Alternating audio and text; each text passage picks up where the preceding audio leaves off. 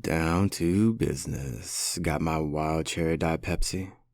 Got my blackjack gum. Got that feeling, that familiar feeling. Strap in, because today, we're extra lo-fi.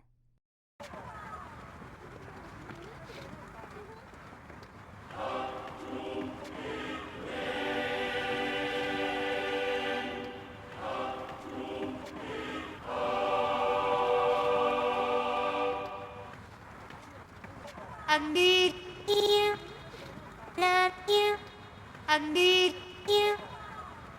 Lofi Poli Sci, how we doing out there? It's the wandering philosopher Dr. P out here surfing the waves of the web as I cast from the present to the past with that famous question. What's going on in the world today? And today we got a bit of a bigger show, a little more of an epic episode, doing something new by doing something old, but something in a way which we've never done before, bringing us all back to something new. We are covering a lot today. We're going to start off with a bit of music in the top 10 billboards, followed by some lo-fi global news out there. That's right, we're talking about international news. In particular, we're talking about what's going on in Africa today. Then some international trivia coming your way with a brief musical break. And then we're going to do a few different things throughout the show. Top 10 list, movie talk, food, health, fitness, sports and politics, maybe a little bit of story time, some cues with some A's. We'll see. But we'll wait just till we get to all of it.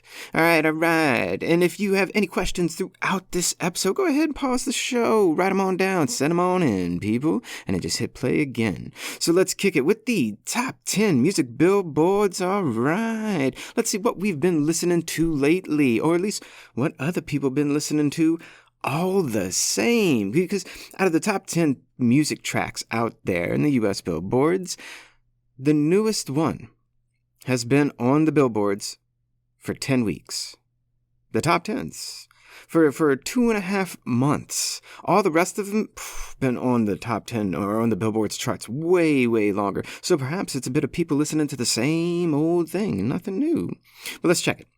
All right, number 1 on the billboards, Luther by Kendrick Lamar and SZA. Number 2, Ordinary by Alex Warren. Number 3, Die With a Smile by Lady Gaga and Bruno Mars. All three of them been on the top 10 for a long time. Number 4, A Bar Song / Tipsy by Shaboozey, who also just released his extended edition of his last album that A Bar Song was on, but now with 6 new tracks, including my favorite by him so far, a single that came out last November, the track titled Good News. Number 5, Nokia by Drake. Number 6, I'm the Problem by Morgan Wallen. Number 7, Lose Control by Teddy Swims. Number 8, Beautiful Things by Benson Bone. Number 9, Pink Pony Club by Chappelle Roan. And number 10, Anxiety by Doechii. And that's the top 10 this week for the music billboards. But here's a little bit interesting, because I just do the top 10s, but it's a 100 list. It's 100 hot U.S. list billboards. Can you think of who was number 5? Not number 5. I'm going to give you a 5 count. But who's number 100 on that top list? 5, 4, 3, 2, 1. It's a song called Infinite Baths by Sleep Token. It just dropped with their brand new album a few weeks ago.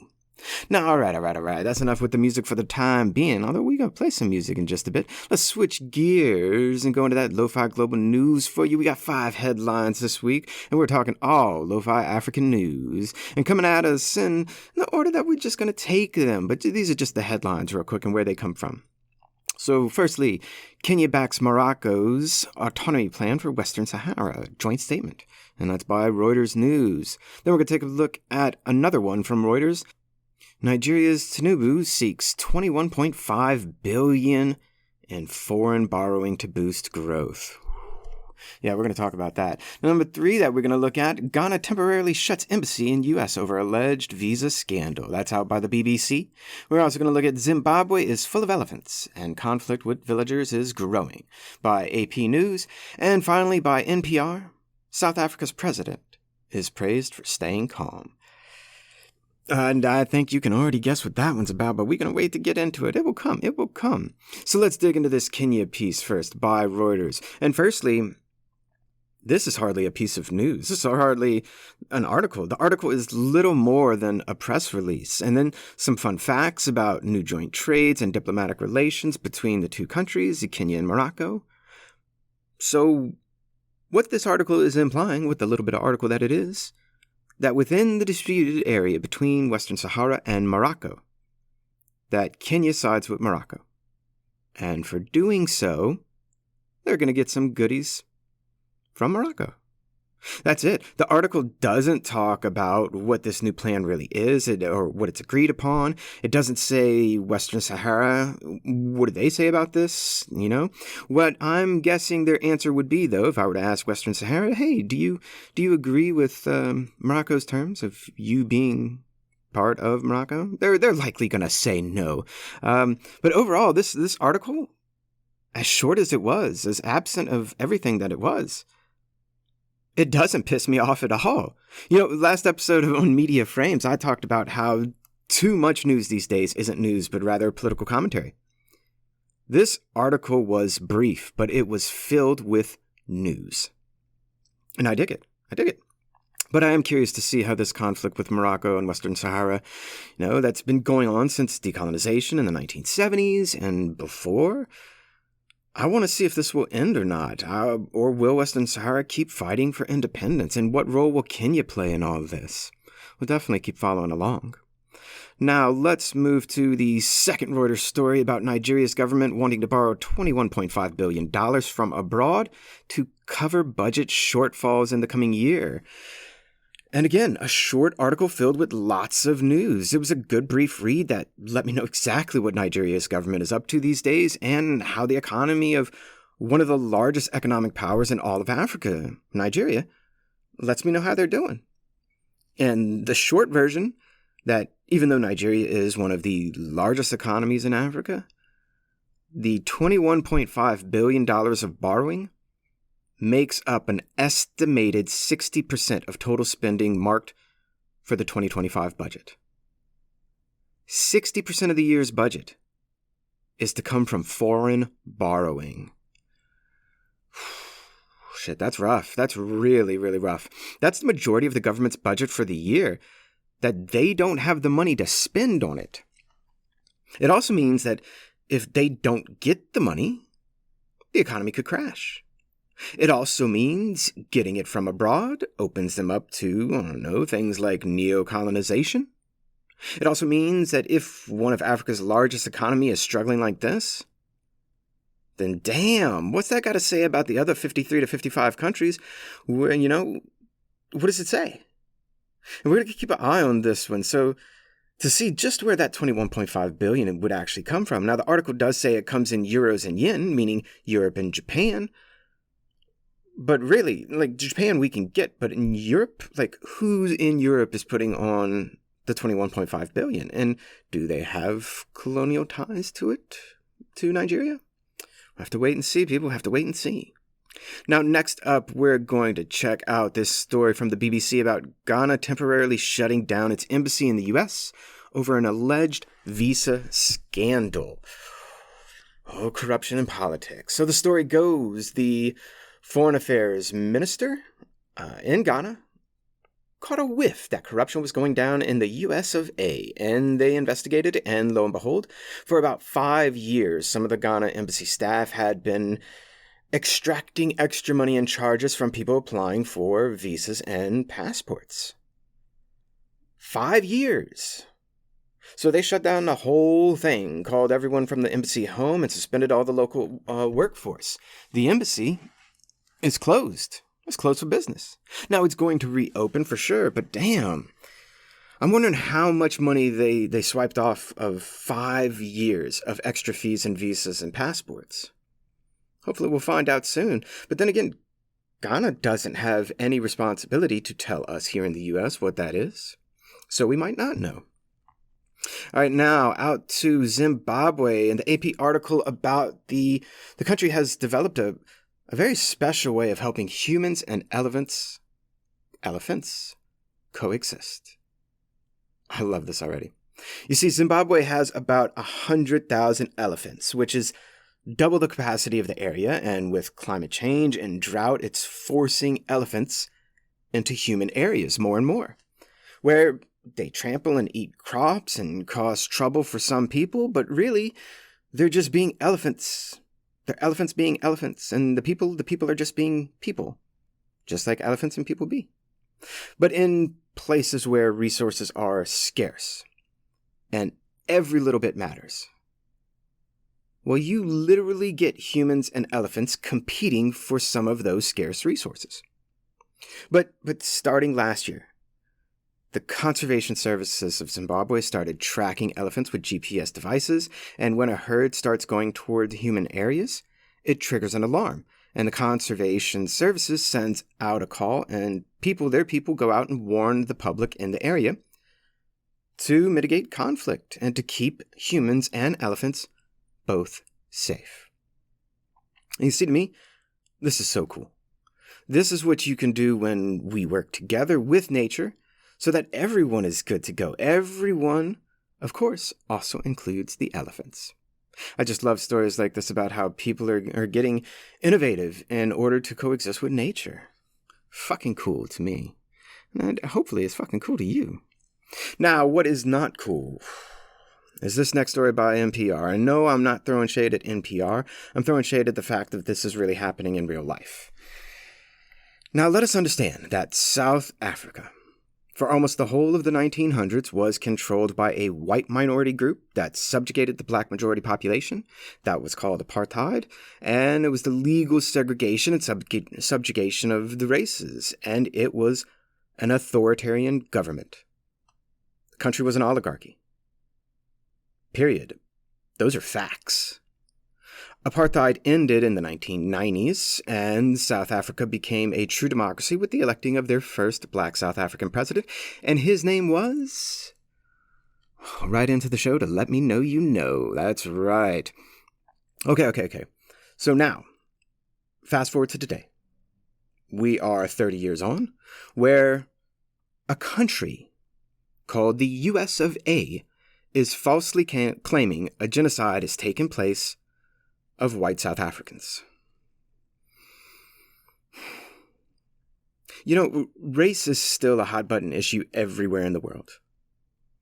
And you know fake news is a hot-button issue and a problem everywhere in the world. South Africa does not need more of either. Now, we're not going to go down the rabbit hole of what's what and who's saying what's what, and because we all already know that. We know. But instead, I want you to think about, for yourself, where this is all coming from. Now, I'm going to toss a question to you, then I'm going to take a few potential answers off the board right away, so you can narrow your thoughts. Because the options are many. So here we go with the question. Why is the USA making false claims about race and genocide in a foreign country? Okay, you got that question, right? Number one, it has nothing to do with elections.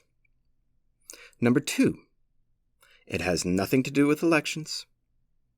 I'll give you another little hint here. It has nothing to do with elections, all right? Are we clear there? And I already know some of you are going to write in, it has everything to do with elections, LOL, and you know what, so be it, write in with it. I look forward to reading it, all right? Number four, the USA actually cares about genocide happening in South Africa. Like, that statement is a false statement. No, they do not, because there isn't one happening. You know, we in the US, we have some of the best intelligence in the world. If you want to say the best intelligence in the world, fine, say that. It's just going to further my point.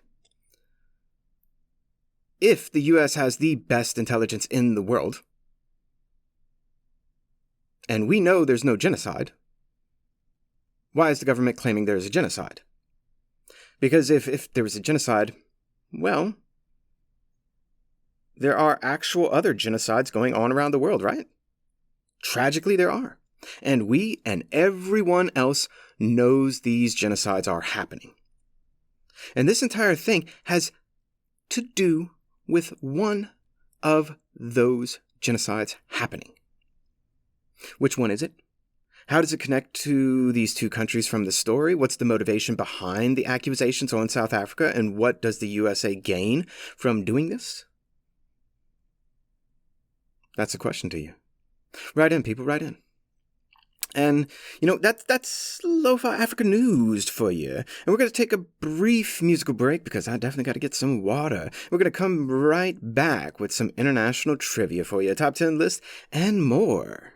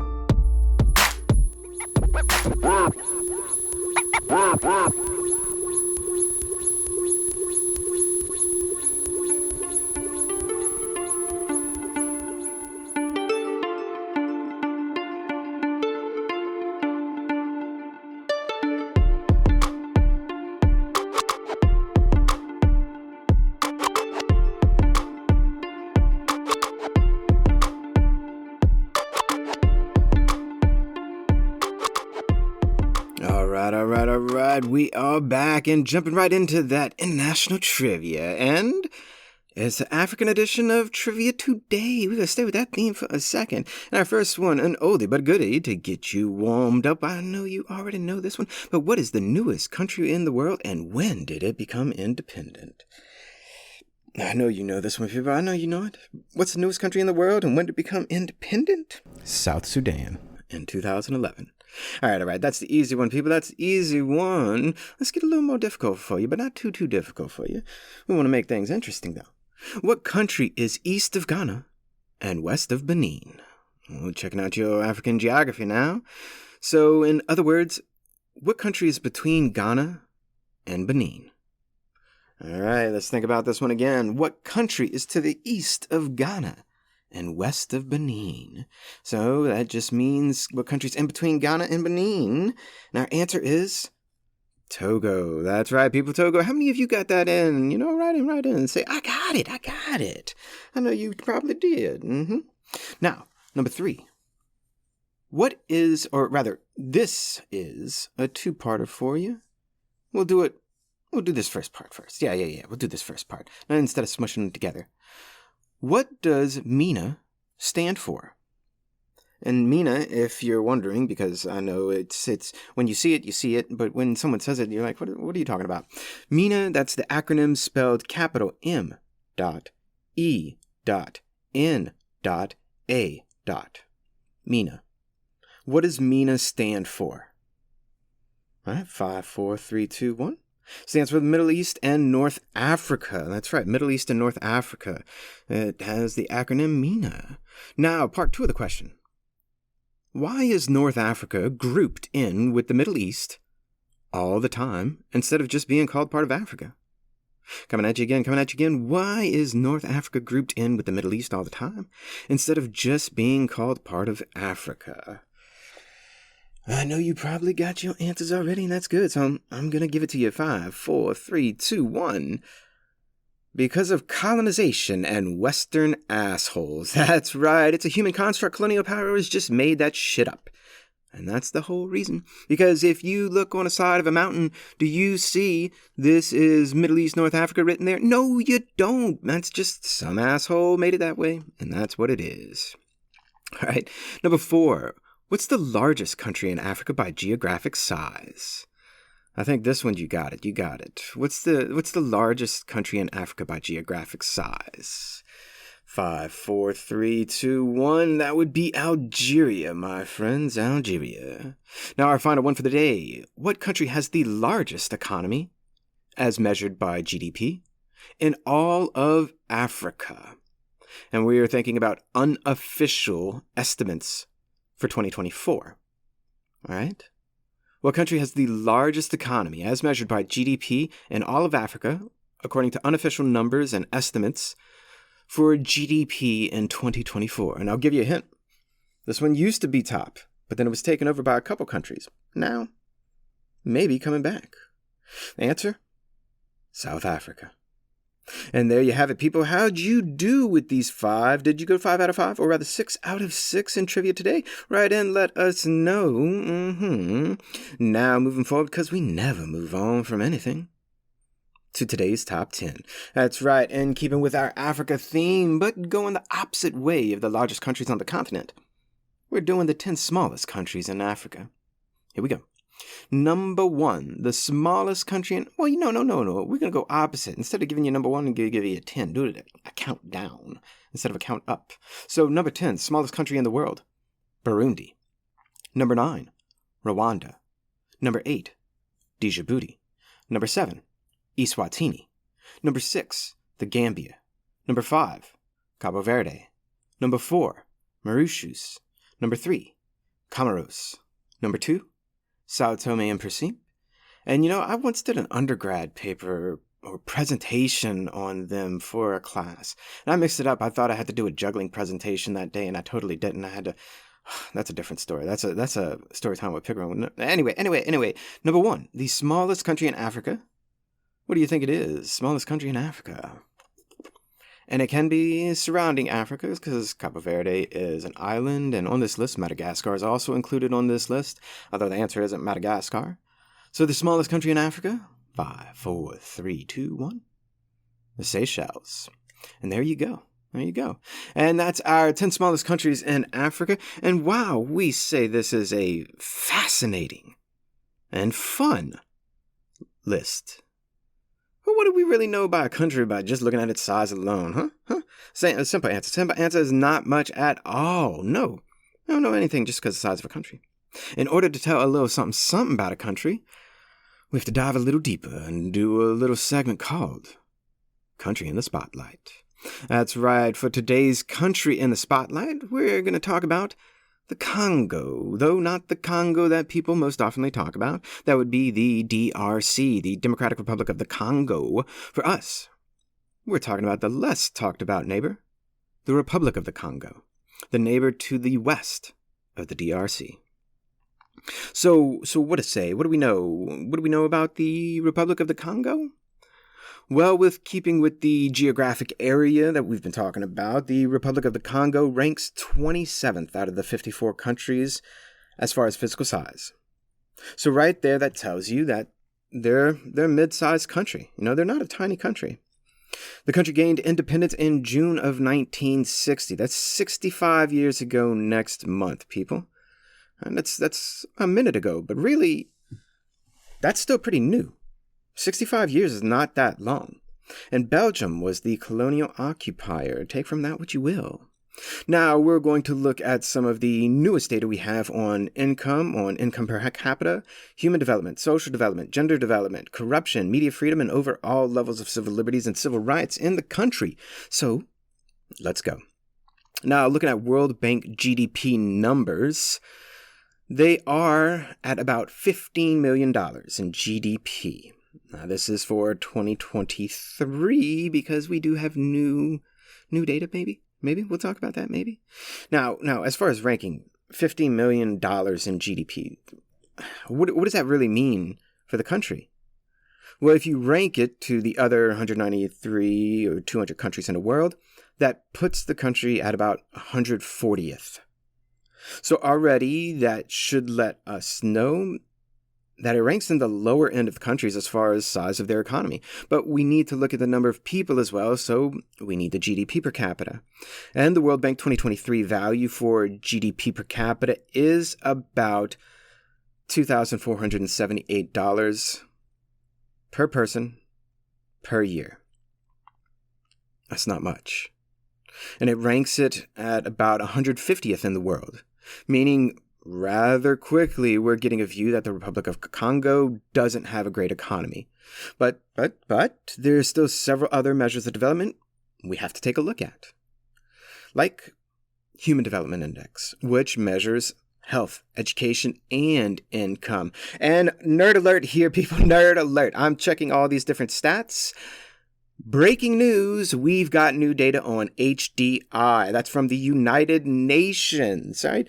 So the UN's sometimes kind of slow with their data rollout. World Bank's usually a bit quicker, but we have 2023 data for HDI. It just came out, my friends, just came out. So if you're looking to update your HDI charts on any country out there, now's the time to do it. Okay, so back to business. HDI is measured from 0 to 1, 0 being no development, no human development, and 1 being maximum human development, which no country has either. Everyone's in the middle. So the Republic of Congo's score in 2023 was a 0.649. Now, I know that score doesn't mean much of anything to anyone unless you know HDIs, and I'm going to tell you, this isn't that great of an HDI score. When you break it down into the 3 component variables, you get life expectancy is 65.8 years. In the US, that's not even retirement age. All right, average years of schooling, 8.3 years. That means you're barely getting out of junior high or middle school. And GNI per capita with 2021 PPP, which is a new purchasing power parity year for us, totally cool about that, about $5,903 per person per year. Okay? So, life expectancy is a little on the low side. It's on the younger side. Schooling on the low side, and per capita income also on the lower side. Now, let's look at gender development in the country. The Gender Inequality Index is made by the United Nations, who also makes the HDI score, the Human Development Score, and just like that index, we have brand new data for 2023 for the GII. GII is the Gender Inequality Index. It goes from 0 to 1, where 0 is no inequality, and 1 is complete inequality. The Republic of Congo's GII score in 2023 was a 0.565, which is really, tragically, it's quite high. That score is made up of the following 5 variables and their values. Maternal mortality ratio of 282.4 deaths per 100,000 living births. An adolescent birth rate of 109.9 births per 1,000 women ages 15 to 19. The share seats of parliament in the legislature, 20.2% female and 79.8% male. Population with at least some secondary education ages 25 and older. 32.5% of females have at least some secondary education, compared to 50.6% of men have at least some secondary education. Labor force participation rates at ages 15 and older. 44.6% of females are in the labor force compared to 65% of men in the labor force. So yeah, gender inequality is high in the country. Now let's look at some kind of governmental development indicators, see if they can give us a little bit of perspective to understanding our other data. So let's look at the perceived levels of corruption in the Republic of Congo, which we go to an organization known as Transparency International and their Corruption Perception Index. And they go from 0 to 100. And the country, at 0, that's your worst score. 100 is your best score. Our country scores a 20, which is incredibly low, and it ranks at 163 out of 180 countries in the world, meaning our country today is viewed as one of the most corrupt countries in the world. Now, let's look at Reporters Without Borders, aka Reporters Sans Frontières, a French international organization that looks at media freedoms of countries around the world. And out of the 180 countries we rank, or Reporters Without Borders ranks, our country ranks 71 out of 180. And it's a 0 to 100 score, and the score is a 60.58. This is not a good score, but it is in the top half of countries as far as media freedoms. What this implies is that media freedoms aren't doing well around the world. All right, so that's all we can tell from that. And our last insight into the Republic of Congo that we're going to do today, looking at civil liberties and civil rights, we turn to Freedom House and their 0 to 100 score, where 0 is authoritarian and 100 is democracy, though a perfect score should not exist. Freedom House, you know you do yourself wrong. So here we are seeing the 2025 score for the calendar year of 2024, and it's a 17 out of 100. Making the Republic of Congo one of the more authoritarian countries in the world. And additionally, they've been controlled by the same president for over 40 years now. So yeah, there's that. So let's pull all this information together and see what we get. The Republic of Congo is a medium-sized country in Africa, geographically speaking. It gained independence almost 65 years ago, and for more than 40 years of that time, the majority of the time that it has been independent, one president has controlled the entire country. The country's economic scores are low as far as GDP and GDP per capita. The country's human development scores are low as far as education, health, and income. The country's gender inequality index is one of the highest in the world, which is not good. The country's level of perceived corruption is one of the highest in the world. Their media freedom is low, but it is higher. It's in the top half of countries that are listed. And whenever we say, like, how, if they're so low on the democracy authoritarian regime, that's because the country's level of civil liberties and civil rights are some of the lowest in the world, but they might still be able to have media freedom in some context. That might be hard to believe. But authoritarian governments don't all control every aspect of life, of institutions, the same. So can you have an authoritarian institution, authoritarian government that allows for somewhat free media, but there's still no political freedoms? Yeah, you can.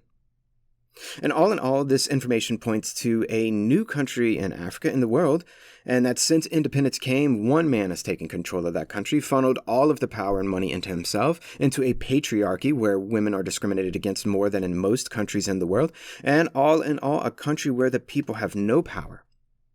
And one president is a dictator. Yeah, that's a sum up.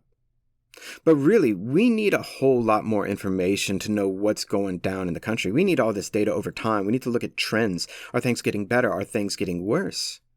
You know, this is just a glimpse into our country in the spotlight, the Republic of the Congo. And we'll be right back after this short musical break.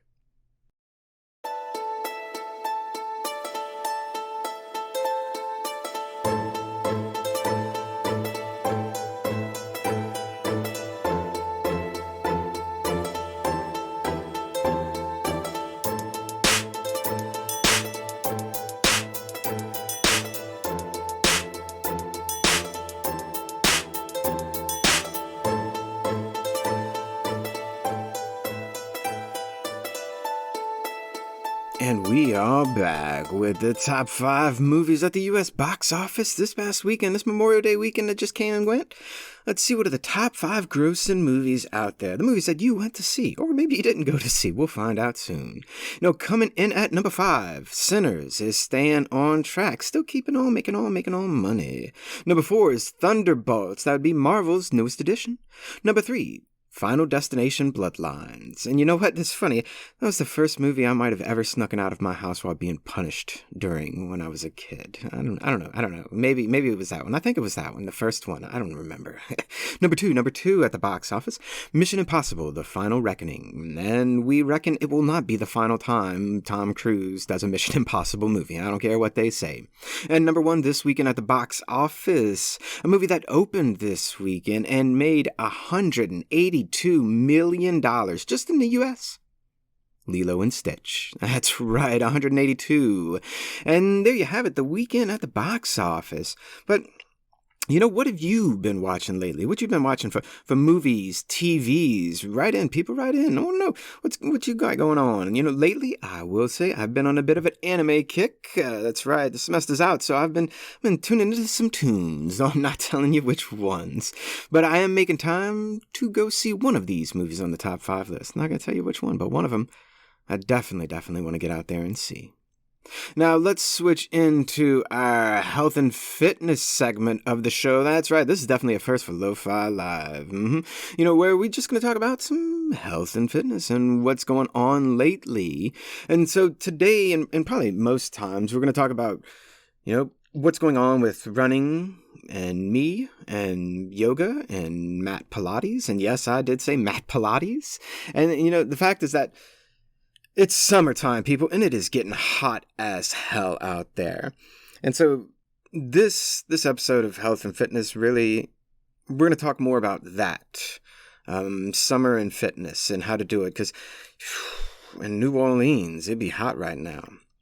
So really what, in general, this section is going to be each week is talking about healthy living and some of the ways I'm going about doing that, and maybe sharing some stories with all of you. Maybe it can help you in your own journey, or, maybe you can share your tips with me, with all of us. And I say, please do. So, you can send in your health and fitness stories too about a cleaner life, a cleaner way to live, to help us grow, to become more than what we are. So write in with your stories. This one's just a bit of mine, but really it's been contributed to by quite a lot of other people out there. So for starters, if you were not aware, I'm a runner. That's right. I do like a sport, that's for sure. I know many of you out there, you're like, oh, you hate sports. Well, there's one sport I do not hate, and I don't hate sports. I just give it a hard time. So I'm a runner, and I'm not going to tell you the beginning of my journey. Perhaps in a story time with Pickering one day, but not today. But I'll tell you where I was last month to this summer and where I'm going. And so we're in May right now. In April last month, I ran the Crescent City Classic 10K. It was my first race, and I fucking love racing now, by the way. Yes. And it was my first 10K. Maybe I should have raced a 5K first, but I didn't. I skipped it and just went straight to the 10K. It was what I wanted to do, so it's what I did it.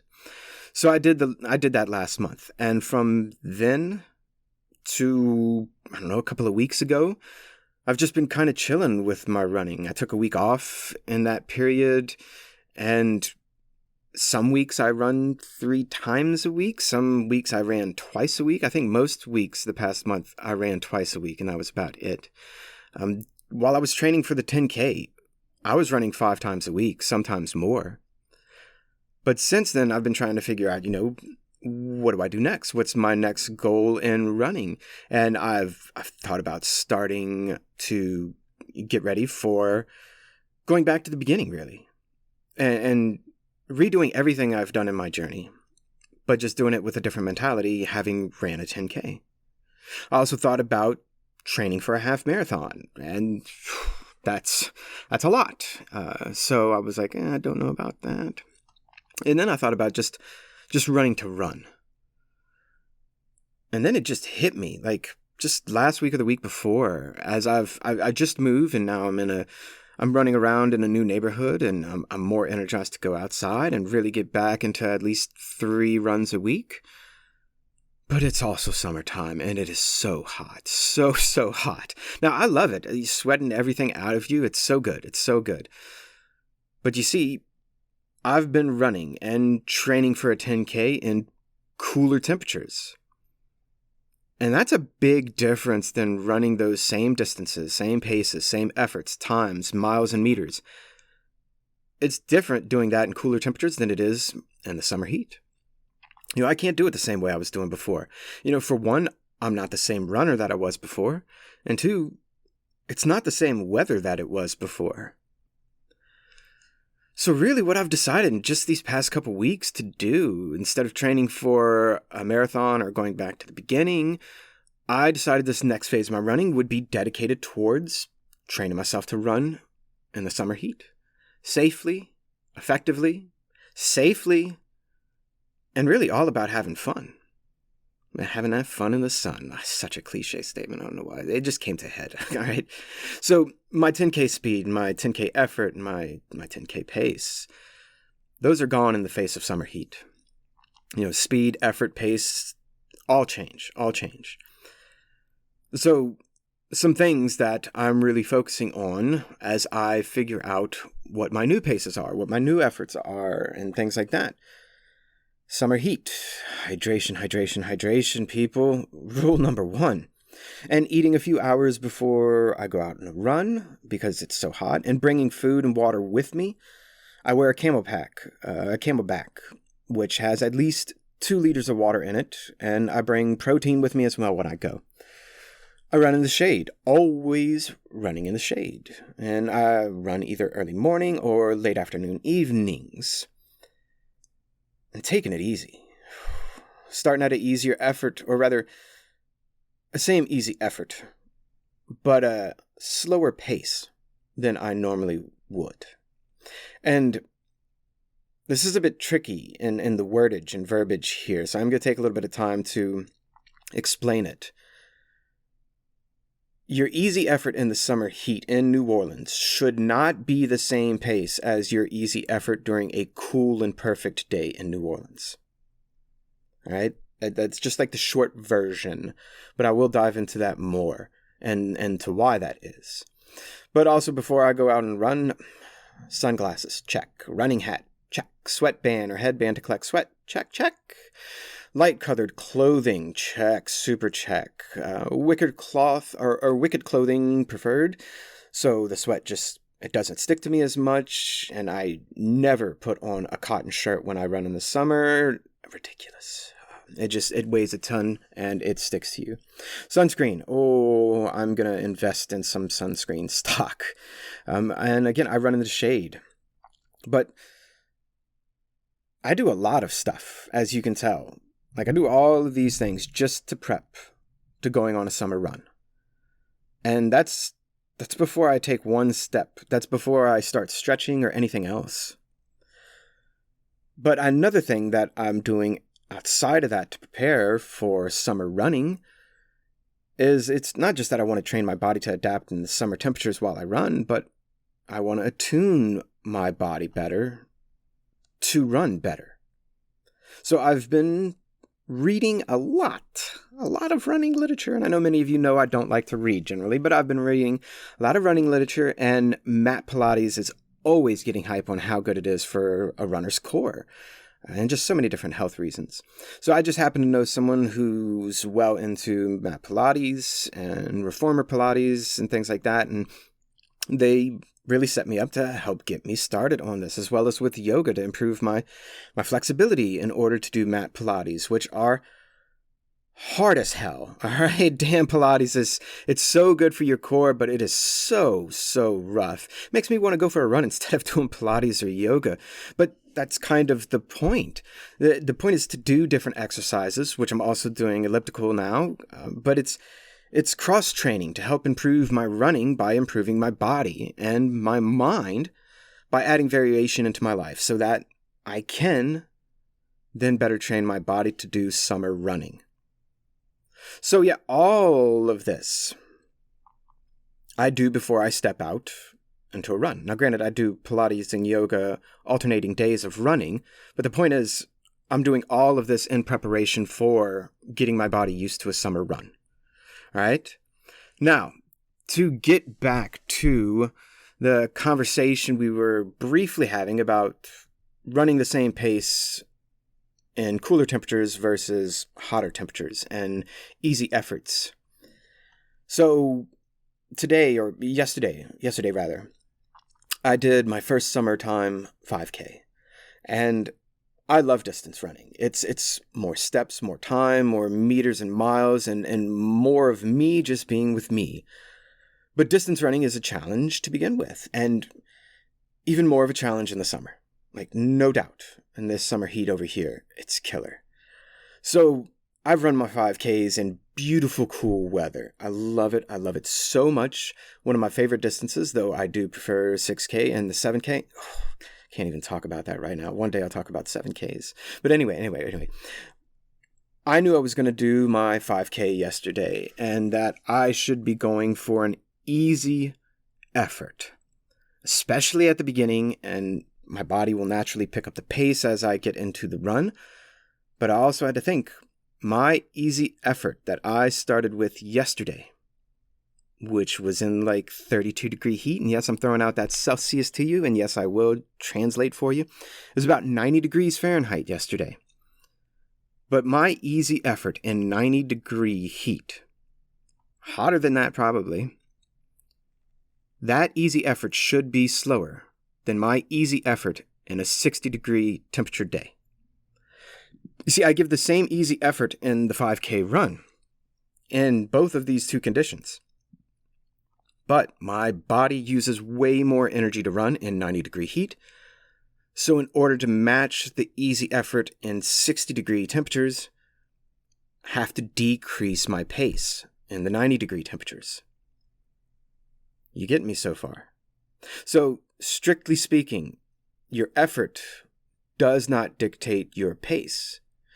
Your effort you put into your runs, or like this easy effort that I was trying to put in yesterday that I did put in, it will create a different pace, but it's also that pace is depending on where you're running, the weather you're running in, how you feel that day, how much sleep did you get, how hydrated are you, how much did you eat, what did you eat, what are you wearing, and it's so many other different things, right?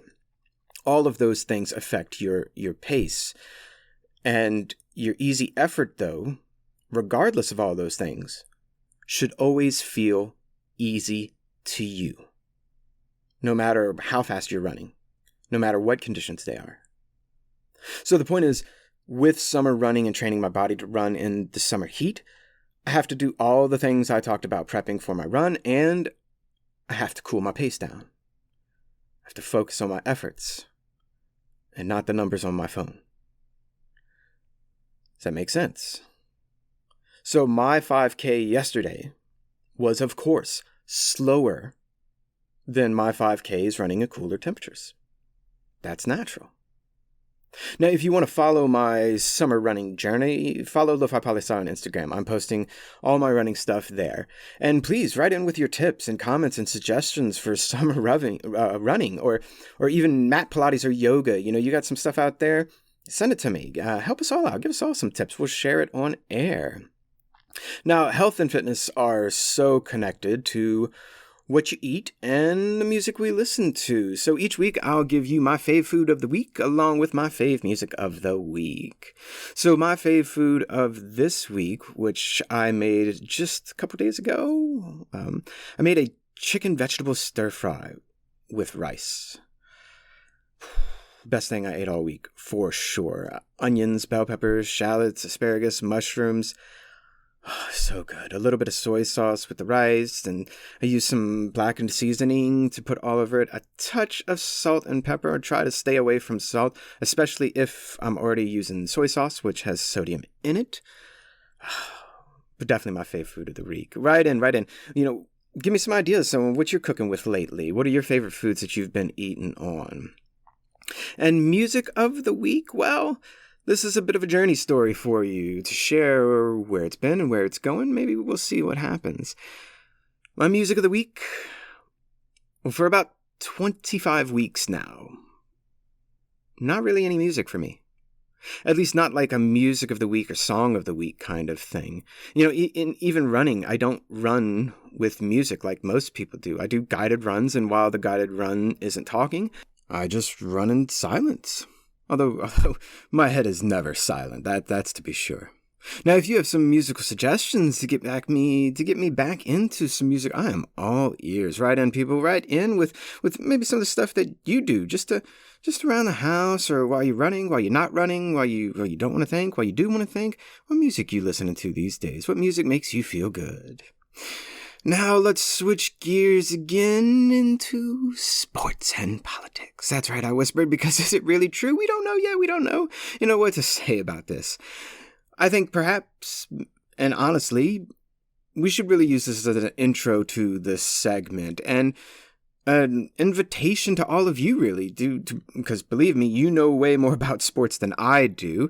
But really, I think the sports and politics could be whatever we make it to be.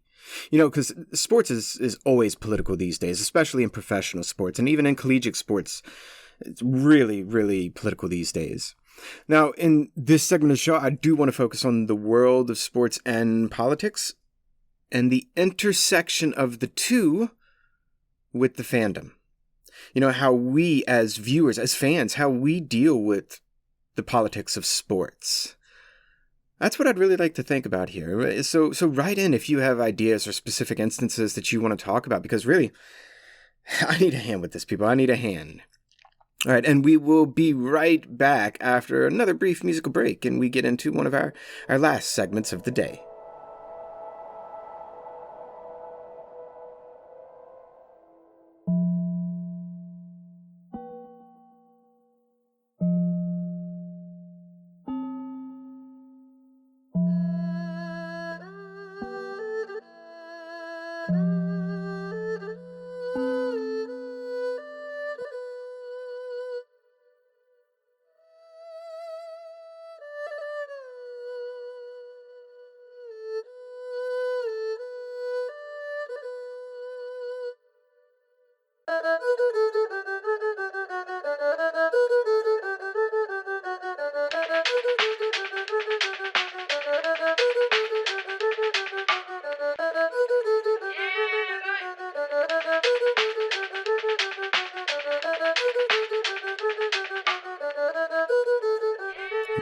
Welcome back for our final few segments of the show into Storytime with Pickering, where each week I'm going to give you a piece of my life, a story about me.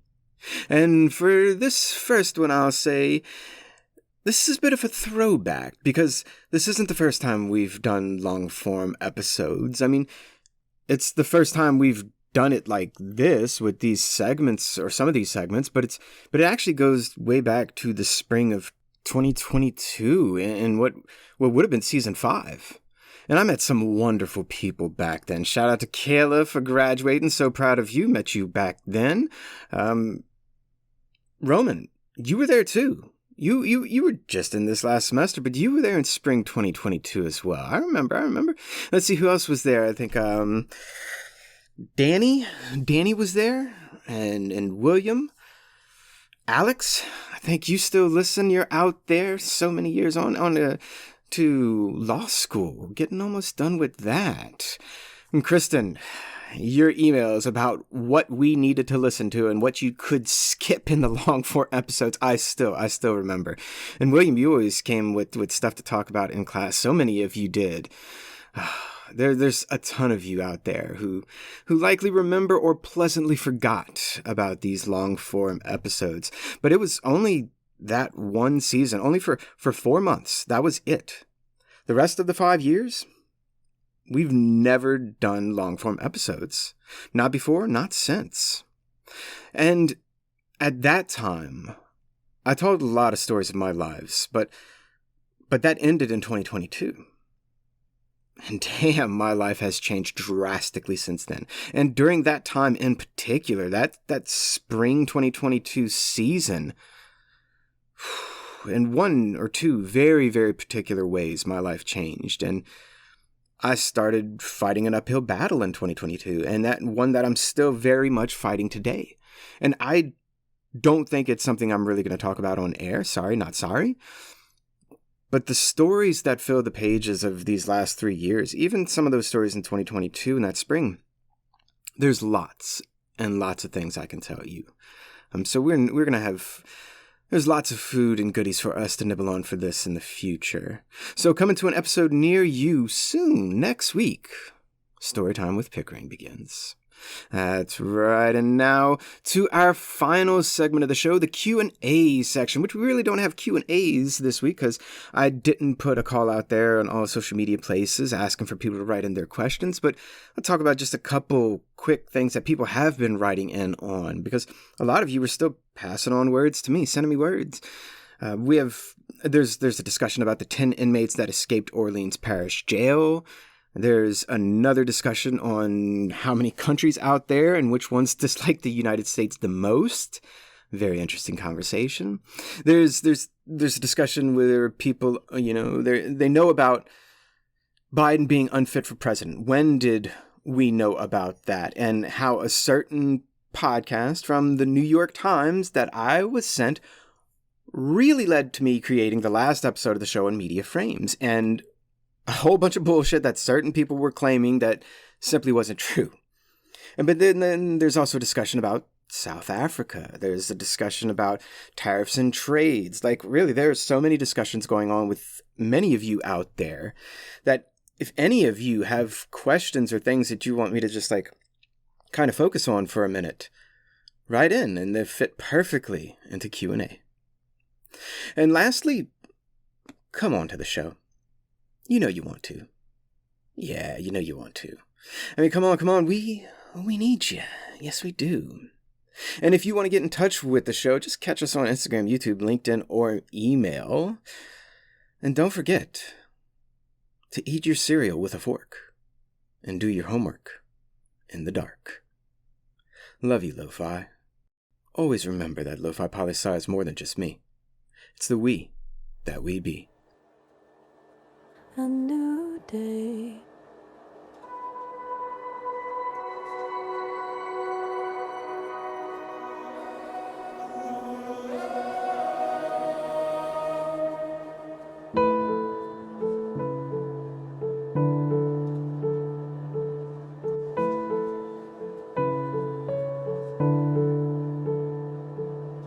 Always should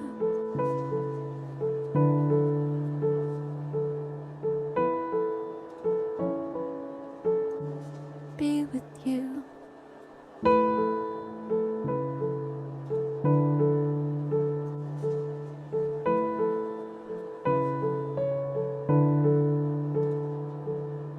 Always should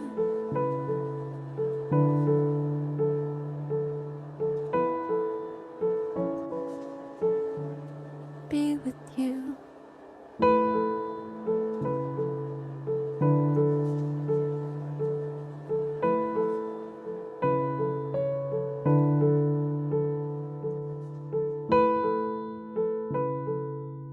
Signing off, but not out. Love you always.